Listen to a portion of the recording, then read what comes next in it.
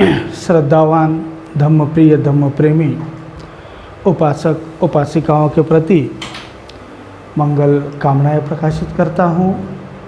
सभी को नमो बुद्धाय जय भीम करता हूँ। समन्वय सेवा संस्थान भारत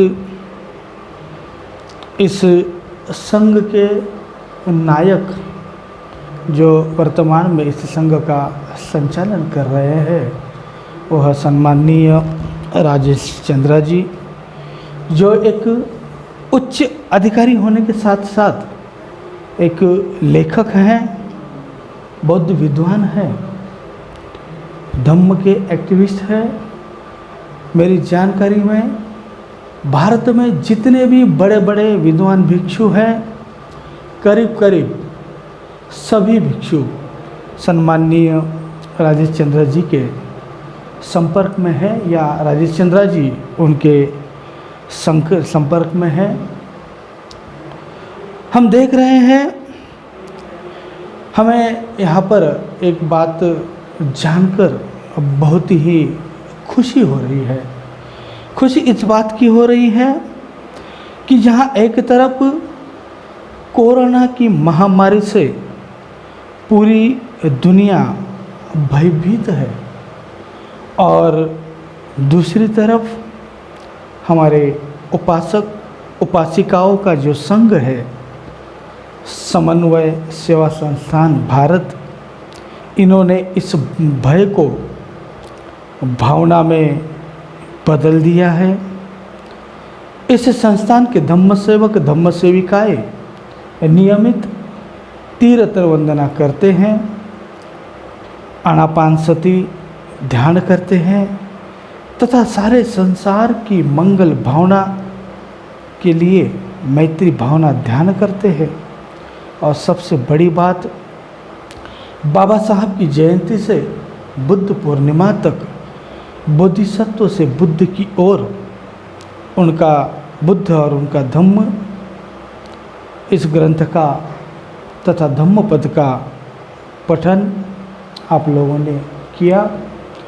बुद्ध पूर्णिमा के दिन आप सभी लोगों ने उपोषित धारण किया। यह बहुत ही अभिनंदन करने वाली बात है। और यह सिलसिला आपके जो हमारी जानकारी हमें मिली है, इस संस्थान के करीब 500 लोग इस सिलसिले को नियमित रूप से सुचारू रूप से जारी रखने का संकल्पबद्ध किए हुए हैं। यह बहुत ही हर्ष की बात है। तो फिर हमें याद आया, पिछले वर्षावास में समन्वय सेवा संस्थान के लोग, कई उपासक उपासिकाएँ श्रावस्ती आते थे, भिक्षु संघ को भोजन दान संगदान कराते थे और उसके उपरांत श्रावस्ती भ्रमण करते थे। श्रावस्ती में जहाँ तथागत सम्यक संबुद्ध गए, जहाँ तथागत सम्यक संबुद्ध रहे, उन्होंने धम्म देशनाएँ दी। वह जेतवन विहार, जिस महान विहार को मेगार माता ने बनाया, उस पूर्वाराम विहार को आप लोगों ने देखा है, कई लोगों ने। तो एक बार ऐसे ही किसी दिन मेगार माता विशाखा अपनी करीब करीब 500 महिलाओं के साथ नहा धोकर शुचिर्भूत होकर तथागत सम्यक संबुद्ध से मिलने गई। तथागत सम्यक संबुद्ध के दर्शन करने के बाद तथागत ने पूछा, है विशाखा, आज आप इतने संख्या में लोग आए हो, क्या बात है? तब तथागत से विशाखा ने कहा, है तथागत, हम सभी लोगों ने उपोषित धारण किया है। तथागत उससे पूछते हैं, विशाखा, आप लोगों ने उपोषित धारण किया है, उपोषित का उद्देश्य क्या है। तब कुछ वृद्ध महिलाएं थी। इन वृद्ध महिलाओं का अभिप्राय था कि शायद अगला जन्म हो और अगले जन्म में हमें अच्छी गति, अच्छा भव प्राप्त हो। जवान तथा विवाहित युवतियाँ थी। उनकी अभिलाषा थी कि उन्हें पुत्र की प्राप्ति हो। जो अधेड़ उम्र की महिलाएं थी, अपने जीवन की त्रासदियों से मुक्त होने के हेतु इस तरह का उपवास कर रही थी। और अविवाहित युवतियों की चाह थी कि उन्हें अच्छा वर मिले। सभी अपने अपने ध्येय से अपनी अपनी मनोकामनाएं लेकर वहाँ उपस्थित थी। तब तथागत सम्यक संबुद्ध ने विशाखा से कहा, विशाखा, जन्म, बुढ़ापा और मृत्यु प्राणी के जीवन में सदैव घटित होता रहता है। जो जन्मा है वह मरेगा। ऐसा होते हुए भी मनुष्य अपनी मुक्ति का रास्ता नहीं ढूंढता। शील व्रत परामर्श को छोड़ उन्हें निर्वाण का मार्ग ढूंढना चाहिए। व्रत करने से कुछ भी प्राप्त होने वाला नहीं है, परंतु इससे भी बढ़िया अगर आप आर्य उपोषित करेंगे तो आर्य उपोषित आपके लिए बहुत लाभदायी होगा। तथागत कहते हैं उपोषित के 3 प्रकार होते हैं।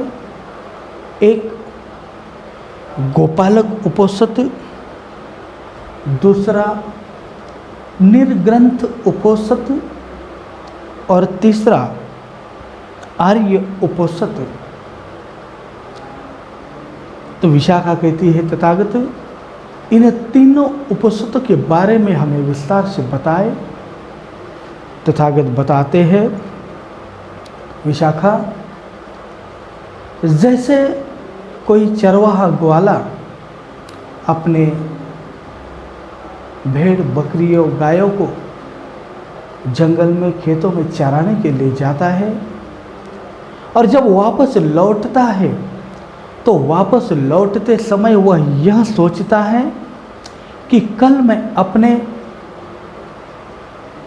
जानवरों को कहाँ ले जाऊंगा कि जहाँ उन्हें अच्छा घास मिले, पानी मिले और मुझे भी आराम करने के लिए छाँव मिले, जहाँ किसी जंगली प्राणी की आने की संभावना ना हो, ऐसी जगह के बारे में सोचता है। कुछ लोग ऐसे सोचते हैं कि आज हमने उपोषित किया है, उपवास किया है, कल हमारा उपवास है तो हमें कुछ चीज़ें खानी चाहिए, कुछ चीज़ें नहीं खानी चाहिए। तो कल उपवास है तो कल उपवास के लिए दिन भर खाना नहीं, तो उपवास की चीज़ें खानी है, केला खाना है, साबूदाना खाना है,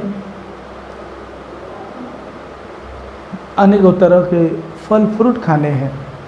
इस तरह से कल के लिए सोचना, मतलब जिस तरह ग्वाला अपने एक चरवाहा अपने जानवरों के लिए सोचता है कि उनको कैसे कल खाना खिलाऊंगा, कैसे उनको घास खिलाऊंगा, सोचता है, वैसे ही जो व्यक्ति कल के खान पान की व्यवस्था आज ही करता है, आज ही सोच के रखता है, वह एक तरह से गोपालक उपोषित करता है।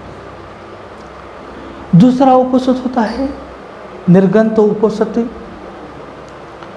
इस उपोषित में आदमी सोचता है कि पूर्व से लेकर पश्चिम तक 100 योजन तक जितने भी प्राणी हैं उन्हें दंड न हो, वह दंड मुक्त हो और उनको किसी भी तरह की हानि ना हो। और इस तरह की मनोकामना करते हुए वह दिन भर पानी का एक घूंट भी नहीं पीते हैं। इस तरह का जो उपोषित करते हैं वह निर्ग्रंथ उपोषित करते हैं। और तथागत बताते हैं विशाखा, जो व्यक्ति आर्य उपोषित करता है वह सुबह उठकर नित्य कर्म से निवृत्त होकर प्रातः समय बुद्ध, धम्म और संघ का अनुस्मरण करता है। अनुस्मरण करने से उसका चित्त प्रशांत होता है, आनंद उत्पन्न होता है, चित्त के मैल का प्रहान होने लगता है, वह अंदर ही अंदर हर्षित हो जाता है।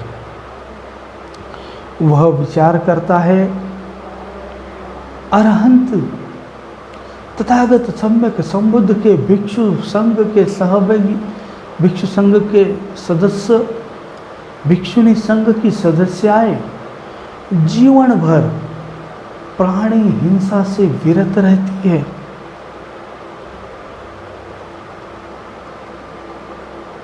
अगर हम भी आज के दिन प्राणी हिंसा से विरत रहने का प्रयास करेंगे तो मुझ में भी अरहंतों का कुछ न कुछ अंश आएगा।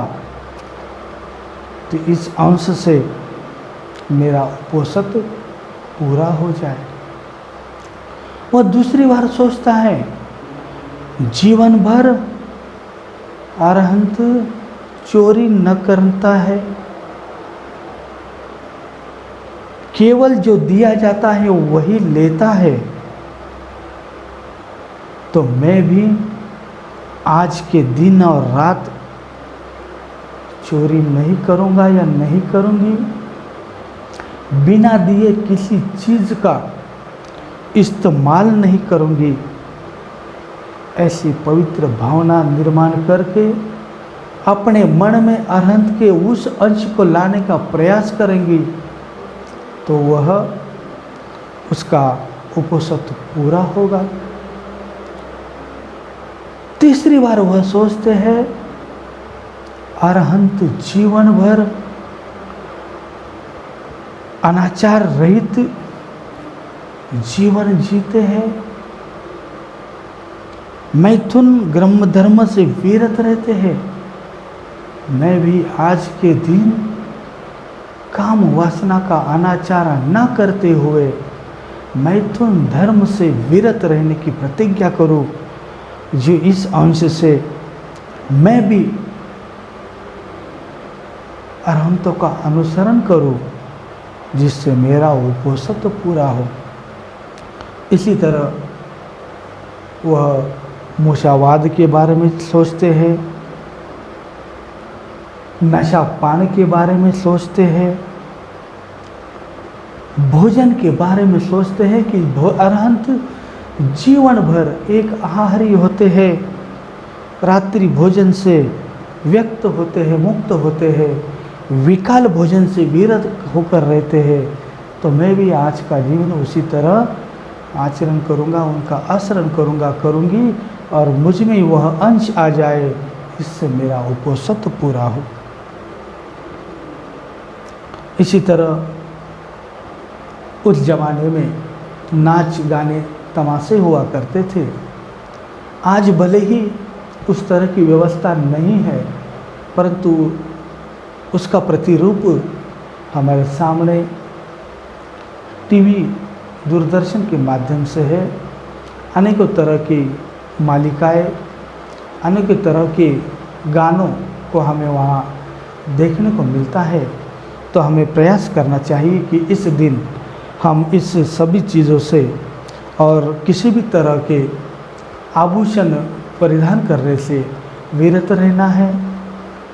और सबसे आखिर में हम सोचते हैं कि जो उच्च आसन है, उच्च आसन का मतलब कई लोग ऐसे लगाते हैं कि बहुत ही ऊंचा आसन, परंतु ऊंचा आसन का मतलब तथागत सम्यक संबुद्ध कहते हैं बहुत ही महंगा बहुकीमती आसन, उस आसन को छोड़कर सादे आसन पर विश्राम करूँगा। इस 8 चीज़ों को मैं अपने अंदर धारण करूँगा। इन 8 चीज़ों के अंश अगर मेरे अंदर आते हैं तो अरहंतों की तरह, भिक्षु भिक्षुनी संघ की तरह मैं अपने जीवन यापन एक दिन के लिए करने का प्रयास करूँगा या करूँगी। यह जब वो सोचते हैं तो निसंदेह अपने आप में बहुत ही बड़ा हर्ष पाते हैं। आर्य उपोषित महान फल वाला होता है, महान लाभ वाला भी होता है, यह महान प्रकाश वाला होता है तथा बहुत दूर दूर तक व्याप्त होने वाला होता है। कितने महान फल वाला होता है, कितने महान लाभ वाला होता है। तथागत बताते हैं 16 महान सप्तरत्न महाजनपदों का ऐश्वर्य दीप्त राज्य करे, जैसे अंगों का, मगधों का, काशियों का, कौशलों का, वज्रों का, मल्लों का, चेदियों का, वंगों का, कुरियों का, पंचालों का, मत्स्यों का, शेरसोनों का, अश्मों का, अवंतियों का, गांधारों का तथा कंपंजों का, वह अष्टांग उपोषित के 16वीं कला के बराबर ही नहीं होता। जितना समय मनुष्यों का 50 वर्ष होता है,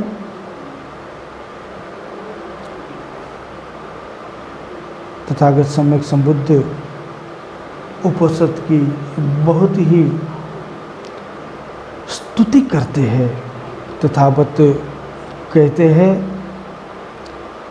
प्राणी हिंसा न करे, चोरी न करे, झूठ न बोले, मद्यप न होवे, अब्रह्मचर्य मैथुन से विरत रहे, रात्रि को विकाल भोजन न करे, माला न पहने, सुगंधी न धारण करे, मंची या बिछी भूमि पर सोए। बुद्ध ने दुख का अंत करने वाले इस अष्टांग उपोषित को प्रकाशित किया है। चंद्रमा तथा सूर्य दोनों सुदर्शन है। वे जहाँ तक संभव है वहाँ तक प्रकाश फैलाते हैं। वे अंतरिक्षगामी हैं, अंधकार के विध्वंसक है। वे आकाश की सभी दिशाओं को आलोकित करते हैं और यहाँ इस बीच में जो कुछ भी मुक्त तथा बिल्लो और धन स्फटिक है, शुद्ध कठिन है, वह चंद्रमा का प्रकाश और सभी तारांगन अष्टांग उपोषित पालन करने वाले के 16वें हिस्से के भी बराबर नहीं होते हैं। इसलिए जो सदाचारी नर नारी, गृहस्थ गृहिणी, उपासक उपासिकाएं हैं, वे अष्टांग उपोषित का पालन कर सुखदायक पुण्य कर्म कर अनिंदित रह स्वर्ग स्थान को प्राप्त होते हैं। इतना बड़ा लाभ तथागत सम्यक संबुद्ध उपोषित का बताते हैं। और मैं पुनः एक बार कहता हूँ, यह जानकर मुझे बहुत ही खुशी हो रही है कि समन्वय सेवा संस्थान भारत के लोगों ने कोरोना की महामारी के भय को भावना में बदलकर निरंतर नियमित पूर्णिमा, 2 अष्टमियाँ और अमावस्या, महीने में 4 उपोषित होते हैं। इन 4 उपोषितों को करने का संकल्प लिया है। उनके संचालक जो उत्तर प्रदेश सरकार में उच्च अधिकारी है, सम्माननीय राजेश चंद्रा जी, विद्वान लेखक है। बड़े बड़े विद्वानों में उनकी गिनती होती है, कई साहित्य उनका प्रकाशित है। ऐसे समन्वय सेवा संस्थान के सभी उपासक उपासिकाएं स्वयं सेवक स्वयं सेविकाएँ, धम्म सेवक धम्म सेविकाएँ, और जो इस उपोषित को आचरण कर रहे हैं वह धम्म प्रिय धम्म प्रेमी श्रद्धावान उपासक उपासिकाओं के प्रति पुनः एक बार अतिशय महान मंगल कामनाएं प्रकाशित करता हूँ।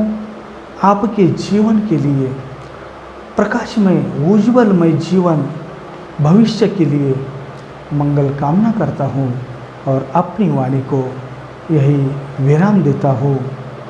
सबका मंगल हो, सबका मंगल हो, सबका मंगल हो। सब्बे सत्ता सुखी हुंतु, सब्बे होंतु चिखेमिनो, सब्बे भद्राणि पश्यन्तु मा कंची दुःखमागमा। साधु साधु साधु।